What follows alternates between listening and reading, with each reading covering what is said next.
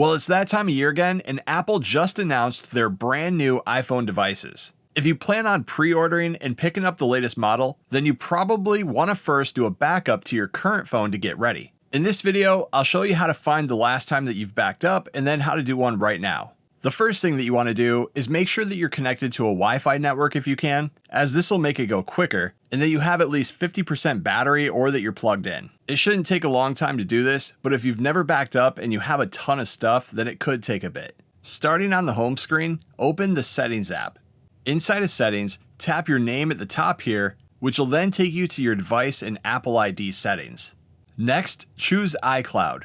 At the top, you'll see how much storage space that you have on your iCloud account, which is where we're going to be backing up to. Sometimes backups aren't that large, so you may not need that much space in here. But if you do and you're out of space, you may need to upgrade your plan to do this.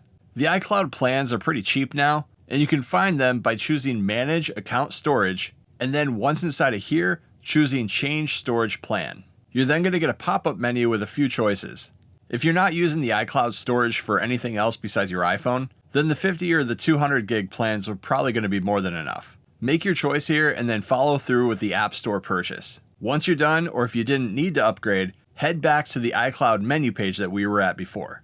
Once you're back there, find and then select iCloud Backup under Device Backups.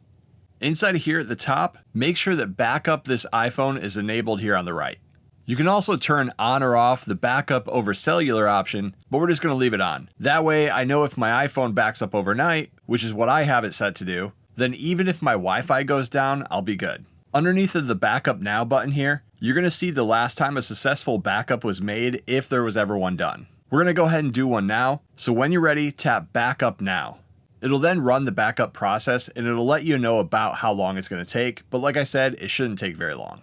Mine, when all said and done, took about 3 minutes. When it's finished, you'll see the notification underneath of the button again show that it was successfully updated and when you did it. And after that, you're good to go and you can start looking at the new iPhone model that you're going to be upgrading to. And that's how you prep for a new device and back up your iPhone to the iCloud.